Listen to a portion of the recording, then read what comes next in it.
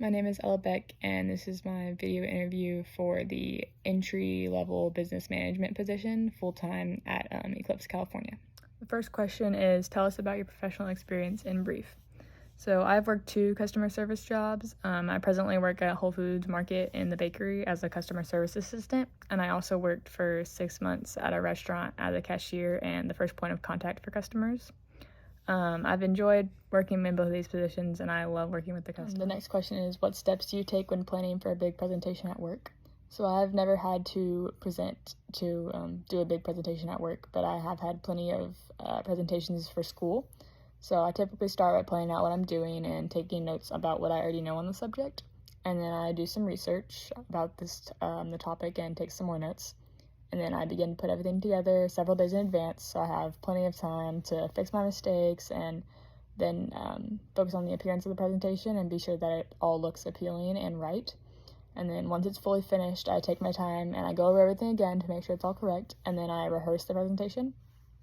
I'll typically video myself doing the presentation a few times and watch it back and fix what I need to fix. And then when I feel I'm prepared for the presentation, I do one last check and one last rehearsal with the video. And then when presentation day comes around, I dress business casually or whatever would be required for it. And then I just do as I rehearsed pretty much. So the next question is, tell us about a time when you had to convey a negative message on behalf of your organization and how did you approach the situation? So I've really never had an experience where I had to convey a negative message on behalf of an entire organization, but I do have many occasions where I had to tell a customer that they were sold out of the particular product they were looking for.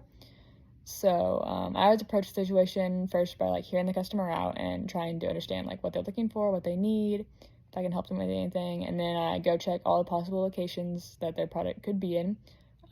If I don't find the product, I apologize to the customer for their inconvenience, having to come down to the store and not finding what they need.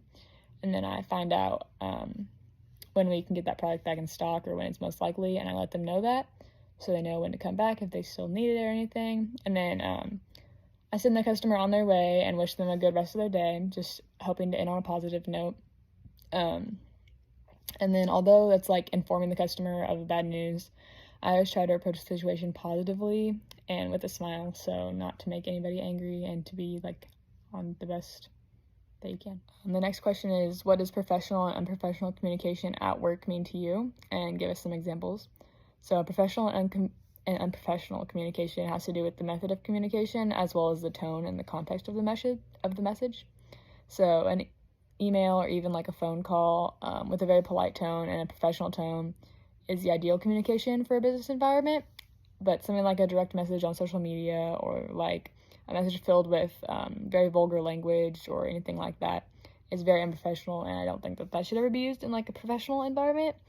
A text message can kind of go either way, I feel just depends on the context of the message. If it's a quick question you have for somebody close ranking with you, I feel that's perfectly fine and professional. I feel text messages are very unprofessional if it's more of an official thing that you're looking for, or if you're trying to reach someone very higher up than you should use an email for sure. The next question is, what are your thoughts on using digital media at work?